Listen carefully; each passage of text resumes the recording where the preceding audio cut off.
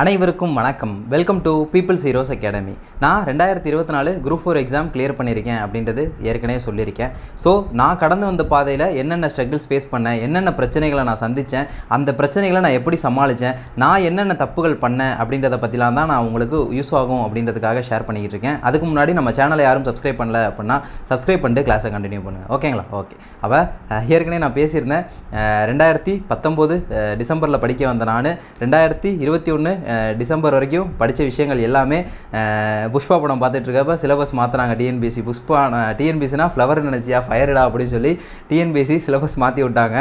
இது வரைக்கும் நான் 200 கொஷின் இதுதான் நான் நினச்சி படிச்சுக்கிட்டு இருந்த விஷயங்கள். இனிமேல் இது 100 கொஷின் தான். இது இன்னொரு 100 கொஷினுக்கு நீ இனிமேல் தான் புதுசாக ப்ரிப்பேர் பண்ண ஸ்டார்ட் ஆகணும் அப்படின்னு சொல்லிக்கிட்டு இருந்தாங்க. அந்த அண்ணன் யார் கிரவுண்டில் சொன்னார்ல என்கிட்ட, தம்பி தமிழ் படின்னு சொன்னார்ல, அவர் எனக்கு அப்பயும் மைண்டில் வந்துட்டு போனார். ஸோ ரொம்ப கஷ்டமாக தான் இருந்துச்சு. வீட்டில் வந்து ஃபீல் பண்ணேன். ஏன்னா நம்ம படித்ததுக்கு பாதிக்கு பாதி இனிமேல் நம்ம புதுசாக படிக்கணும், இனிமேல் இது பாதி தான் அப்படின்ற ஒரு சுச்சுவேஷனில் இருந்தப்போ சரி வேறு வழியில் படித்து தான் ஆகணும் இல்லையா, எக்ஸாம் சிலபஸ் மாற்றிட்டாங்க அப்படின்றப்போ சரி ஓகே இறங்கிடுவோம் அப்படின்னு சொல்லி ஒரு 2 நாள் ஃபீல் பண்ணிட்டு அடுத்து தமிழ் புக் தான் போய் ஓல்டு புக் ஷாப்ஸில் போய் வாங்கிட்டு வந்துட்டு கலெக்ட் பண்ணி படிக்க உட்கார போகிறேன். உட்காந்து படிக்க ஆரம்பிச்சிட்டேன். கொஞ்சம் உடம்பு சரியாலாம் போச்சு, அப்படிலாம் அட்ஜஸ்ட் பண்ணி அப்படி இப்படின்னு கொஞ்சம் கொண்டு வந்து படிச்சிட்டேன். ஆனுவல் பிளானரில் பிப்ரவரி மாதம் நோட்டிஃபிகேஷன் அப்படின்னு சொல்லியிருந்தாங்க. ஸோ நோட்டிஃபிகேஷன் வரதுக்கு முன்னாடி நான் தமிழ் முடிச்சிருக்கணும் அப்படின்ற ஒரு விஷயம் நினச்சிருந்தேன். 6th to 10th new book ஃபுல்லாகவே முடிச்சிருந்தேன். சரி குரூப் 2 ப்ரிலிம்ஸ் தான், நம்ம ஓல்டு புக்ஸ் பெருசாக படிக்க வேணாம், 6th to 10th new book படிப்போம், 11th 12th சும்மா பாக்ஸ் கண்டென்ட்ஸ் மட்டும் பார்த்துப்போம் அப்படின்ற ஒரு நம்பிக்கையில் இருந்தேன். அதே மாதிரி நோட்டிஃபிகேஷன் வரப்போ நான் முடிச்சிட்டேன். நான் டிஎன்பிஎஸ்சிக்குள்ளே சொன்னேன் 2019 டிசம்பர் மாதம் வந்தேன்னு சொன்னேன் இல்லையா, நான் டிஎன்பிஎஸ்சிக்குள்ளே வந்து நான் படித்து எனக்காக வந்த நோட்டிஃபிகேஷன் நோட்டிஃபிகேஷன் அப்படின்னா 2022 பிப்ரவரி மாதம் தான் நோட்டிஃபிகேஷன் வருது. கிட்டத்தட்ட யோசிச்சு பாருங்கள், வெளியே இருந்து பார்க்குறப்ப ஈஸியாக சொல்லுவாங்க 2 வருஷமாக படிச்சுக்கிட்டு இருக்கேன் அப்படின்னு சொல்லி அப்போயே எனக்கு கொஞ்சம் ப்ரெஷர் வர ஆரம்பிச்சிச்சு. ஆனால் நான் இப்போ தான் முறையாக ஒரு எக்ஸாம் அட்டன் பண்ண போகிறேன் அப்படின்றது தான் உண்மையாக இருந்துச்சு. ஸோ வெளியே யாருக்கும் சொல்லி நம்ம புரிய வைக்க முடியாது, அவங்க புரிஞ்சுக்கணுன்ற மைண்ட் செட்லாம் இருக்க மாட்டாங்க. ஸோ அதெல்லாம் உதறி விட்டுட்டு எக்ஸாம் படிக்க ஆரம்பித்தேன். அந்த 2022 பிப்ரவரியில் அந்த நோட்டிஃபிகேஷனுக்கு 100% எஃபோர்ட் போட்டேன். ப்ரிலிம்ஸ் கண்டிப்பாக கிளியர் பண்ணியே ஆகணும் அப்படின்ற ஒரு விஷயத்தில் நான் உறுதியோடு இருந்தேன். டெய்லி 10 மணி நேரம் படித்தேன். கொஞ்சம் ஈவினிங் டைம்ஸில் கொஞ்சம் ஃப்ரெண்ட்ஸோடு போய் இருப்பேன். அப்போ அந்த டைமில் நான் கொஞ்சம் வீட்டில் தான் படிச்சுட்டு இருந்தேன். இன்ஸ்டியூட்லாம் நான் எங்கேயுமே போகல. COVID-19 நான் இன்ஸ்டியூட்டை ஸ்டாப் பண்ணிட்டேன். ஸோ வீட்டிலேயே படிச்சுக்கிட்டு இருந்தேன். என் ஃப்ரெண்டு ஒருத்தன் கூட படிச்சுக்கிட்டு இருந்தான். ஸோ 2 பேர் படிச்சுக்கிட்டு இருந்தோம். அப்புறம் இன்னொரு ஃப்ரெண்டு சொன்னேன், அவர் படிச்சுக்கிட்டு இருந்தார். நாங்கள் அப்படியே பேசிக்கிட்டே படிச்சுக்கிட்டே இருப்போம். தென் சரி ஓகே இதில் அப்படியே படிச்சுக்கிட்டே இருந்தேன். படித்து முடிச்சுட்டு உங்களுக்கு மே மாதம் எக்ஸாம் வந்துச்சு. மே மாதம் நடந்த எக்ஸாமில் 145 கொஷின்ஸ் போட்டு வந்தேன். சந்தோஷமாக இருந்துச்சு. ஸோ கண்டிப்பாக ப்ரிலிம்ஸ் கிளியர் ஆயிரும் அப்படின்ற ஒரு விஷயம் இருந்துச்சு. ஏன்னா அப்போ 6000 போஸ்டிங் இருந்துச்சு. குரூப் 2 ஓவராலாக சேர்த்து 6000 போஸ்ட் இருந்துச்சு. கண்டிப்பாக ப்ரிலிம்ஸ் கிளியர் ஆயிரும் அப்படின்ற ஒரு விஷயம் இருந்துச்சு. ரொம்ப சந்தோஷமாக இருந்துச்சு. ஏன்னா நம்ம படிக்க வந்து டிஎன்பிஎஸ்சிக்கு இப்போ தான் முறையாக ஒரு எக்ஸாம் வருது. அந்த எக்ஸாமில் நம்ம ப்ரிலிம்ஸ் ஃபஸ்ட் ஸ்டேஜ் கிளியர் பண்ணிட்டோம் அப்படின்ற ஒரு நம்பிக்கை இருந்துச்சு. இன்னொன்று என்னென்னா, இந்த விதத்தில் ஜூலை மாதம் நெக்ஸ்ட்டு குரூப் 4 வந்துச்சு. ஸோ அந்த குரூப் 4 பற்றி நான் ஆக்சுவலாக யோசித்தது கூட இல்லை. அந்த குரூப் 4 படிக்கணும்னு யோசிக்க கூட இல்லை. மெயின்ஸுக்கு போயிட்டேன். மெயின்ஸுக்கு படிக்கலாம் அப்படின்னு சொல்லி யோசிக்கிறப்ப சரி வேறு எங்கேயாச்சும் பெரிய இன்ஸ்டியூட்டாக போய் படிக்கலாம் அப்படின்னு சொல்லி நினச்சேன்னா, அப்போ தான் இந்த வீடு கட்டிக்கிட்டு இருந்தோம். லோன்லாம் அரேஞ்ச் பண்ணி தான் கட்டிக்கிட்டு இருந்தோம். ஸோ அப்போ ரொம்ப கஷ்டமான ஒரு சுச்சுவேஷனாக தான் இருந்துச்சு. ஸோ எங்கேயும் வெளியே போய் இன்ஸ்டியூட் போய் படிக்க முடியல. ஸோ நம்ம ஏற்கனவே இங்கே ஃபீஸ் கட்டியிருக்கோமே, இங்கே ஃபீஸ் கட்டின பையன் வந்து எனக்கு ப்ரிலிம்ஸ் மெயின்ஸ் இன்டர்வியூ எல்லாமே சேர்த்து தான் சொன்னாங்க, லைஃப் டைம் கோர்ஸ்னு சொல்லி சொன்னாங்க. சரி இங்கே போவோம் அப்படின்னு சொல்லி கேட்டப்போ இன்னொரு 5 days ஸ்டார்ட் ஆக போகுது அப்படின்றத சொன்னாங்க. சரி ஓகேன்னு சொல்லி 2020 மார்ச்சில் இன்ஸ்டியூட் ஸ்டாப் பண்ணேன். லாக்டவுனால் 2022 மே மாதம் திரும்ப இன்ஸ்டியூட்டுக்கு வந்து கொஞ்சம் ஒரு கேங்லாம் பிடிச்சி கொஞ்சம் கொஞ்சமாக படிக்க ஆரம்பித்தோம். அந்த குரூப் 4 எழுதுனா அப்படின்னு சொல்லி கேட்டால் எழுதுனேன், படிக்கலாம் இல்லை. அந்த குரூப் 4க்கு நான் சுத்தமாக படிக்கலை. ஏன்னா நான் உள்ளே வந்தது குரூப் 2 கிளியர் பண்ணணும் அப்படின்ற ஒரு மைண்ட் செட்டில். அந்த இடம் நான் பண்ண ஒரு மிஸ்டேக்கு. அந்த குரூப் 4க்கு நான் உட்காந்து படிச்சிருக்கணும் அப்படின்றத நான் ஃபீல் பண்ணேன். அதுக்கப்புறம் எப்போ ஃபீல் பண்ணேன்னா குரூப் 2 ரிசல்ட் வந்து நான் ஃபீல் பண்ணேன். ஸோ அதை விடுவோம், சரி முடிஞ்சு போச்சு. அந்த எக்ஸாம் நான் படிக்கலை ஃபுல் அண்ட் ஃபுல் குரூப். ஏன்னா இப்போ ஏன் நான் படிக்கலை அப்படின்ற ஒரு விஷயத்தை நான் சொல்லிக்கிறேன். ஏன்னா பெரிய நெஞ்செழுத்தெல்லாம் கிடையாது. அப்போ என்ன சொன்னாங்கன்னா, மே மாதம் எக்ஸாம் எழுதியிருந்தோம், ஜூலை மாதம் குரூப் 4 வரும். நான் ஜூலை மாதம் குரூப் 4க்கு படித்தேன்னா இங்கே ஆகஸ்ட் செப்டம்பரில் மெயின்ஸ் வந்துடும் அப்படின்ற ஒரு மைண்ட் செட்டை அப்போ க்ரியேட் பண்ணி வச்சுருந்தாங்க. எல்லா சைடில் இருந்தும் அது பெரிய ஒரு ஸ்கேமாக தான் போய் அமைஞ்சிச்சு. அதுக்கப்புறம் யோசிச்சு பார்த்தோன்னா ரிசல்ட் வரதுக்கே 3 மாதம் ஆகுமே, நம்மளை ஏமாற்றிட்டாங்களே அப்படின்ற மாதிரி தான் ஆயிருந்துச்சு. ஸோ ஓகே நம்ம படித்தாச்சு. அதுக்கப்புறம் சரி குரூப் 4 விட்டாச்சு. அந்த 150 கொஸ்டின் தான் போட்டு வந்திருந்தேன், கன்ஃபார்ம் வராது. தென் அப்படியே படிக்க ஆரம்பித்தேன். சரி குரூப் 2 ப்ரிலிம்ஸ் எக்ஸாம் ரிசல்ட் எப்போ வரும் ரிசல்ட் எப்போ வரும்னு சொல்லி பார்த்துக்கிட்டே இருந்தோம். கடைசியில் எப்போ தான் வந்துச்சு அப்படின்னா 2022 நவம்பர் மாதம் தான் ரிசல்ட் வந்துச்சு. சரி ஓகே நவம்பர் மாதம் ரிசல்ட் வந்துருச்சு. அதில் வேறு பெரிய கூத்து நடந்துச்சு. ரெஜிஸ்டர் நம்பர் போட்டு பார்க்குறதுக்கு பதிலாக அப்போ என்னென்னா லிஸ்ட்டு தான் விடுவாங்க. இவங்களாம் வந்து அடுத்த ஸ்டேஜ் கிளியர் பண்ணியிருக்காங்க அப்படின்னு சொல்லி ரோல் நம்பர் லிஸ்ட் தான் விடுவாங்க. ரெஜிஸ்டர் நம்பர் போட்டு பார்க்குறதுக்கு பதிலாக இன்னொரு நம்பர் இருக்கும், அதை போட்டு பார்த்துட்டு வரலன்னு நினச்சி வெக்ஸ் ஆகி உட்காண்டோம் ஃபுல்லாக. ஐயோ வரலன்ட்டு உட்காண்டோம். அதுக்கப்புறம் தான் இன்னொருத்தர் கால் பண்ணி சொன்னார், அது வேறு நம்பர் ரெஜிஸ்டர் நம்பர் கீழே இருக்கும் பாரு, அதை போட்டு பாரு அப்படின்னாரு. அதுக்கப்புறம் அதை போட்டு பார்த்தோன்னா வந்துருந்துச்சு. அப்போ தான் சந்தோஷமாக இருந்துச்சு, அப்பாடா வந்துருச்சுடா அப்படின்னு சொல்லி. ஸோ ஒரு பதட்டம் தான், என்ன பண்ணுறதுனே தெரில. ஏன்னா அந்த எக்ஸாமுக்காக உட்காந்து குரூப் 4ஐயும் விட்டுட்டு உட்காந்து படிச்சுட்டு இருக்கோம். அதெல்லாம் நான் ஃபீல் பண்ண ஆரம்பிச்சிட்டேன். அப்போ ஐயோ குரூப் 4லாம் உட்காந்து படிச்சுட்டு இந்த எக்ஸாமுக்காக படிச்சுமே கடைசியில் இதில் ப்ரிலிம்ஸே கிளியராலே ஒரே அசிங்கமாக போயிருமே, எல்லாத்தையும் வேறு சொல்லி வச்சிருக்கோமே அப்படின்றத விட நம்மளோட கெரியரில் அடுத்து என்ன பண்ண போகிறோம் அப்படின்ற ஒரு பயம்லாம் வர ஆரம்பிச்சிச்சு. அதுக்கப்புறம் ப்ரிலிம்ஸ் கிளியர் பண்ணோன்னா ரொம்ப சந்தோஷமாச்சு. வீட்டில் வந்து சொன்னேன், ரொம்ப சந்தோஷப்பட்டாங்க. சரி ஓகே மெயின்ஸுக்கு நம்ம இன்னும் கொஞ்சம் அதிகமாக ஓடணும் அப்படின்ற ஒரு விஷயம் இருந்துச்சு. 2023 பிப்ரவரி மாதம் மெயின்ஸ் அப்படின்ற ஒரு விஷயத்தை சொல்லிட்டாங்க. இன்னுமே அதிகமாக ஓட ஆரம்பித்தோம். டெஸ்ட் பேட்ச் இன்ஸ்டியூட்டில் போய் போட்டு இந்த டெஸ்ட் பேட்ச் பொறுத்த வரைக்கும் அந்த லைஃப் டைம் பேட்ச் சேர்ந்தவங்களுக்கு ஒரு டெஸ்ட் பேட்ச் போட்டாங்க. அதுக்கப்புறம் அந்த பேட்சுக்கு புதுசாக ஒரு பேட்ச் போட்டு நிறைய பேர் ஜாயின் பண்ணி போட்டாங்க. ஏன்டா இப்போ அமௌண்ட் இல்லாதனால நானும் போய் போடல. அந்த இடத்துல எனக்கு பேப்பர்ஸ்லாம் நான் எழுதி கொடுத்தேன், பேப்பர்லாம் ஃபில் பண்ணி கொடுத்தேன், கண்டென்ட்லாம் எழுதி கொடுத்தேன். எனக்கு கரெக்டான கைடன்ஸ் கிடச்சிச்சா அப்படின்னு கேட்டால் கிடைக்கல. பேப்பர் கரெக்ஷன் பண்ணி கொடுத்தவங்களும் எனக்கு பெருசாக ஃபீட்பேக்லாம் எதுவும் சொல்லலை, யாருக்குமே பெருசாக சொல்லலை. ஸோ நம்ம நினச்சிக்கிட்டோம் நம்ம நல்லா தான் எழுதுகிறோம் போல் அப்படின்னு நம்மளே நினச்சிக்கிட்டு சரி ஓகே நம்ம நல்லா எழுதுறோம் அப்படின்னு சொல்லி நினச்சிக்கிட்டு அதெல்லாம் full and full N mistake தான். அந்த இடத்துல நான் ஒரு கைடன்ஸ் வச்சிருந்து ஃபீட்பேக் கொடுக்குறதுக்கு ஏற்கனவே நான் குரூப் 1 மெயின்ஸ் எழுதுனவங்களோ குரூப் 2 மெயின்ஸ் எழுதுனவங்களையோ நான் போய் பார்த்து நான் கரெக்டாக எழுதுனேன்னா நான் என்னென்ன சேஞ்சஸ் பண்ணிக்கணும் அப்படின்னு சொல்லி நான் கேட்டிருந்தேன்னா அந்த இடத்துல எனக்கு யூஸ்ஃபுல்லாக இருந்திருக்கும். நான் அது எதுவுமே பண்ணல.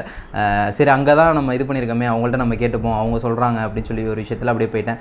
அது நான் பண்ண ஒரு மிஸ்டேக்காக அப்போயே எனக்கு தெரிஞ்சிச்சு, அவங்க சரியாக சொல்லலை அப்படின்னு சொல்லி எனக்கு தெரிஞ்சிச்சு. இருந்தாலும் சரி ஓகே நம்ம வெளியே போய் அலைய வேணாம், நம்ம பார்த்துக்கலாம் அப்படின்னு சொல்லி ஒரு சோம்பேறித்தனம் அது கூட இருந்துச்சு. ஆனால் வெளியே போய் கரெக்டாக ஒரு ஃபீட்பேக் வச்சு கரெக்டான ஒரு ஆளை கைடன்ஸாக வச்சு போனவங்க எல்லாருமே கிளியர் பண்ணியிருந்தாங்க அந்த எக்ஸாமில். சரி ஓகே இப்போலாம் போயிட்டு இருந்தப்போ அப்போயுமே அப்போல்லாம் ரொம்ப கஷ்டமான விஷயங்கள்லாம் நிறையா நடந்துச்சு. அதெல்லாம் சரி பொது இடத்துல அவங்க சொல்ல வேணாம், பார்த்துப்போம். இப்படியே போயிட்டு இருந்தப்ப சரி எக்ஸாம்ஸ்லாம் கிட்டத்தட்ட நெருங்கிருச்சு. எக்ஸாம் ப்ரெஷர் பயங்கர ப்ரெஷராக இருந்துச்சு. அது டிஸ்கிரிப்டிவ்னால என்ன ஆச்சுன்னு தெரில, ரொம்ப ப்ரெஷராக இருந்துச்சு. எதுக்குமே அவ்வளோ ப்ரெஷரானதில்லை. இன்னொன்று என்ன ஆயிடுச்சுன்னா எனக்கு கை கொஞ்சம் எழுத வராத முடியாத மாதிரி ஆயிடுச்சு. ஸ்பீடாக போனால் ஒரு மாதிரி கிறுக்கிட்டு போகிற மாதிரி ஆயிடுச்சு பேப்பர்ஸ்லையுமே. ஸோ அந்த இஷ்யூ வேறு வந்துருச்சு.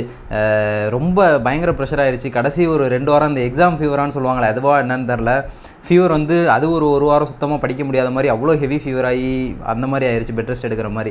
அப்போலாம் முடிச்சுட்டு சரி எக்ஸாம் ஒரு வழியாக முடிச்சுட்டு வந்துடும் அப்படின்ற ஒரு மைண்ட் செட்டில் போய் அந்த பிப்ரவரி மாதம் எக்ஸாமை உட்காந்து எழுத போனால் அங்கே பேப்பர் மாறி, ஏன்னா எக்ஸாமை எப்படா முடிச்சுட்டு, ஏன்னா அவ்வளோ ப்ரெஷரு, எக்ஸாம் முடிச்சுட்டு எப்படா வெளியே போவோம் அப்படின்ற ஒரு மாதிரி ஒரு மைண்ட் செட்டில் இருந்தேன்.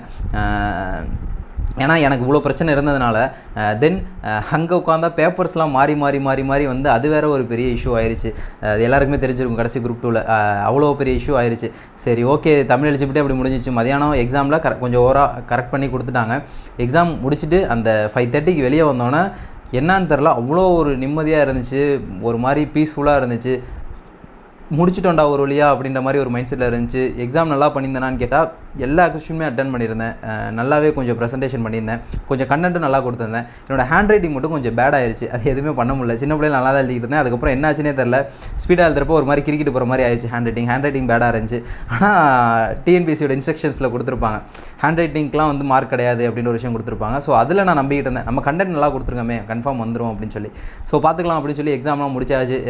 எல்லார்ட்டையும் வந்துட்டு ஊர் ஃபுல்லாக நான் சூப்பராக பண்ணியிருக்கேன், கண்டிப்பாக வந்துடும் அப்படின்ற ஒரு மைண்ட் செட்டில் எல்லாத்தையும் போய் பரப்பியாச்சு.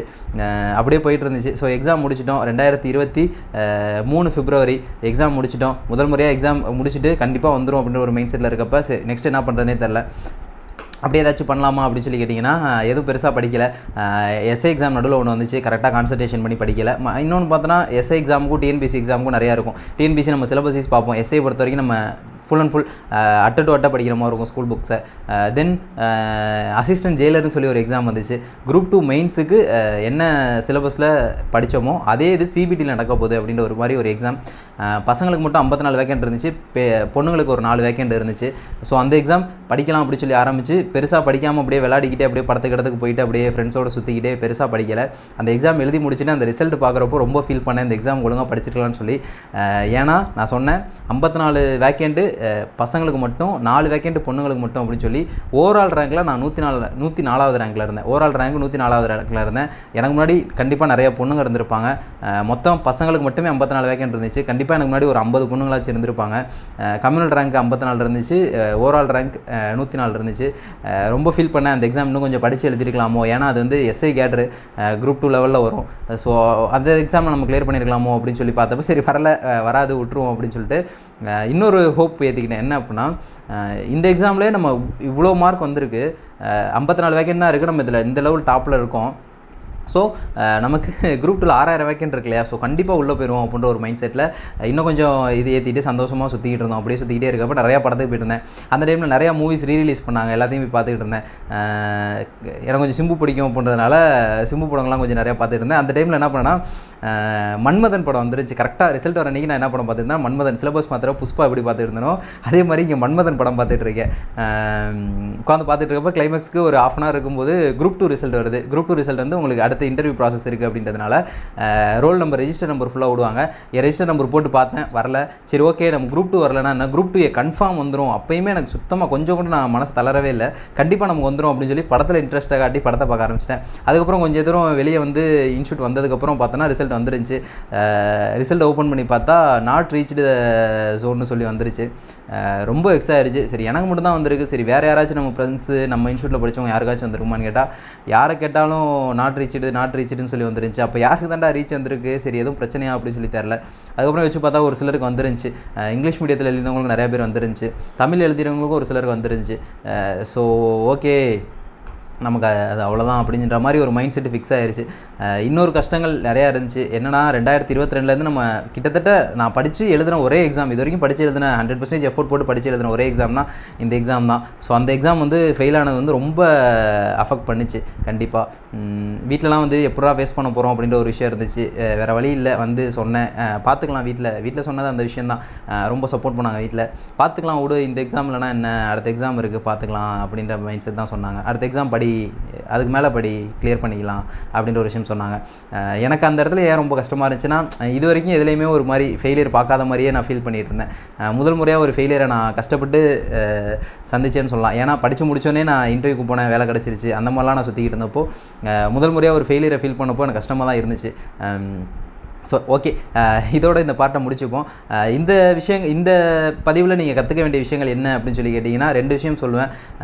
ஒன்று, எல்லா எக்ஸாமுக்கும் வரக்கூடிய எல்லா எக்ஸாமுக்கும் படிங்க அப்படின்ற ஒரு விஷயத்தை சொல்லுவேன். எப்படியாச்சும் எஃபோர்ட் போட்டு எல்லா எக்ஸாமையும் நம்ம கான்சன்ட்ரேஷன் பண்ணி படிக்கணும். இல்லை அப்படின்னா சுத்தமாக புரியல அப்படின்னா ஒரு எக்ஸாம் கிளியர் பண்ணலாம். மற்றபடி எந்த எக்ஸாம் வந்தாலும் விட்டுறக்கூடாது அப்படின்ற ஒரு விஷயத்தை பார்க்கணும். அந்த குரூப் 4 கூட நான் விட்டதுக்கு ஒரு காரணம் இருக்குது. ஏன்னா குரூப் 2 மெயின்ஸ் படிச்சுக்கிட்டு இருந்தேன் அப்படின்னு சொல்லி அந்த அசிஸ்டன்ட் ஜெயிலர் எக்ஸாம் நான் விட்டதுக்கு நான் லைஃப்பில் நான் மறக்கவே மாட்டேன்.